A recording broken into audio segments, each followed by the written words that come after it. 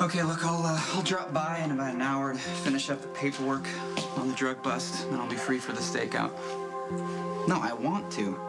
Look, Mac, I appreciate your concern, but I don't want you monitoring my schedule, okay? I'm good to go. Let's just leave it at that. Okay, bye. Won't work. What? Cramming every minute won't lessen the pain of losing Jake. It might even get you killed.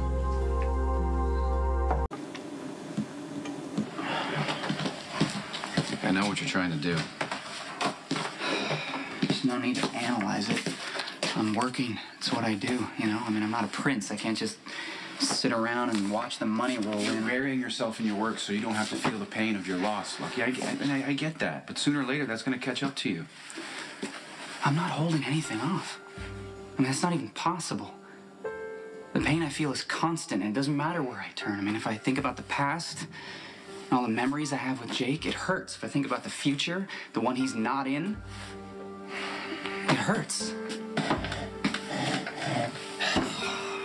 You know, Cam and Aiden and Spencer, they're gonna grow up, they're gonna go to college, figure out what they want to do with their lives, and get married or not, have kids or not. There's always gonna be that space where Jake is supposed to be.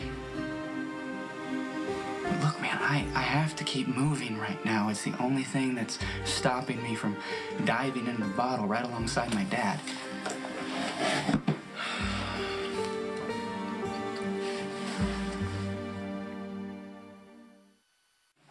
Yeah, I was wondering how all of this was affecting your sobriety. Sweet Release is calling me. But you haven't answered, right?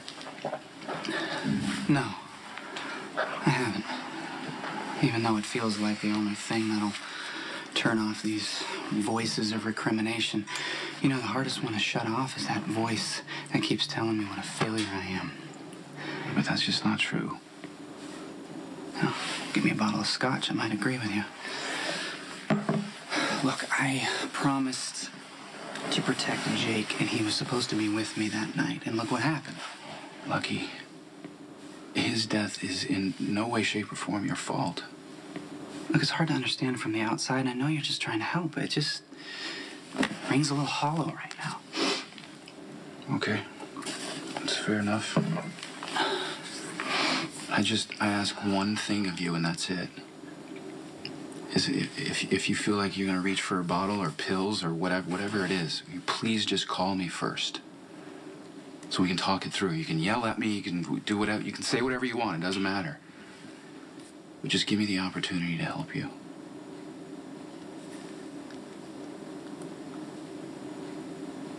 You know, Jake's death has brought something home to me.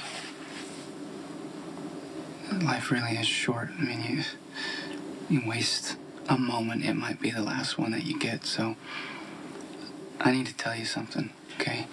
All right. I might get mad at you. I mean, I might even hate you for a minute or even a year. But overriding all of that, you're my brother. And I love you. That is the bottom line. It's non-negotiable, and you need to know that. Thank you. Thank you. All right. Thanks, man.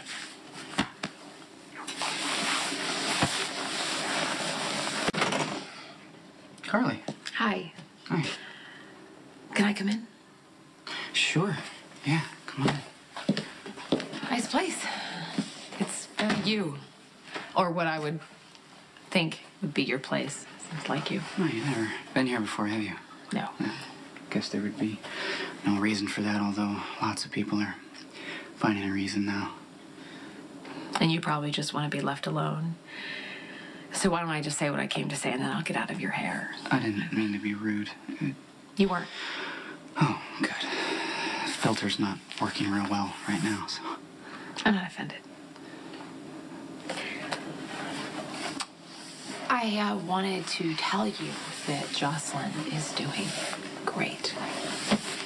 Oh, I'm really happy to hear it.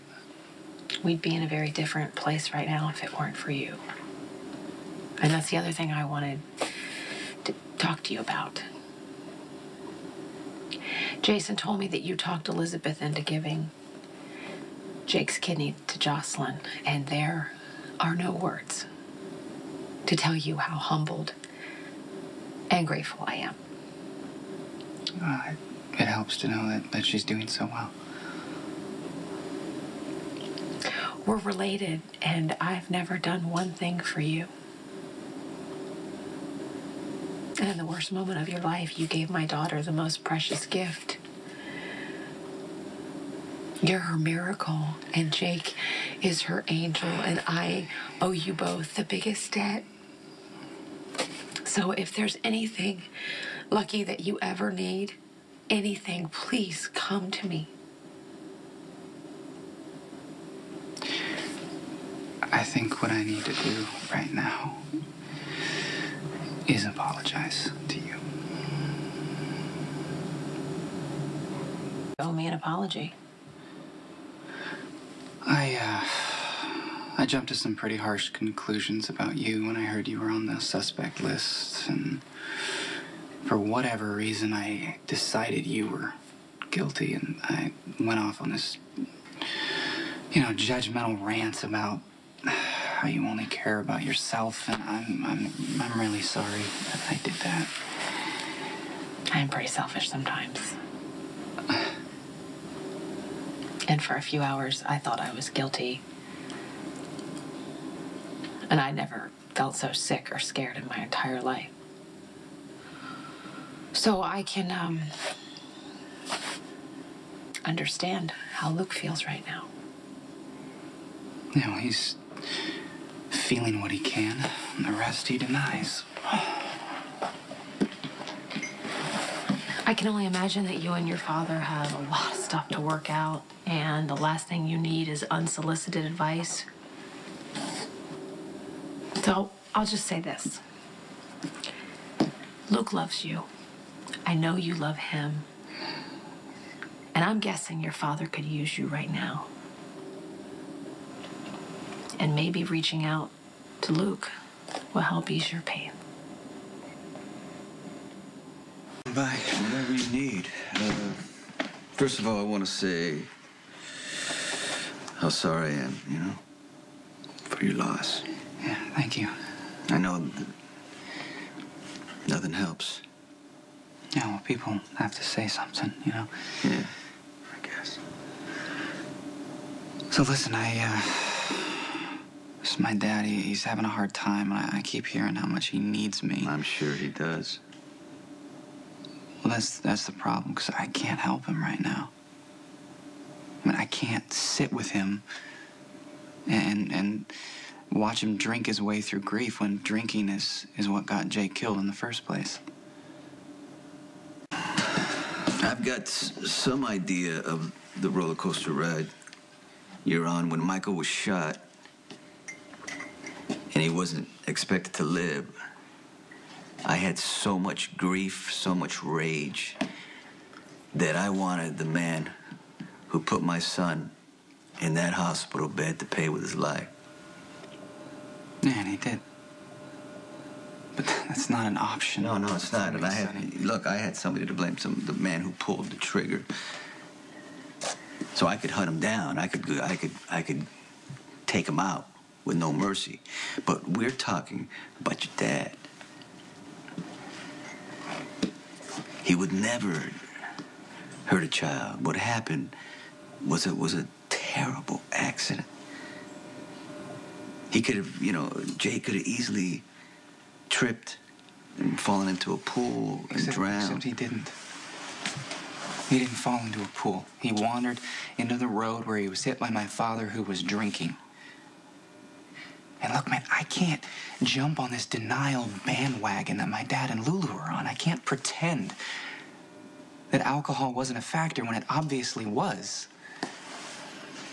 So that means that as much as I want to, I can't comfort my father right now. I can't tell him what he wants to hear. But I'm afraid for him, Sonny. I don't want him to self-destruct. I don't want him to implode. I just can't help him. So I'm asking you,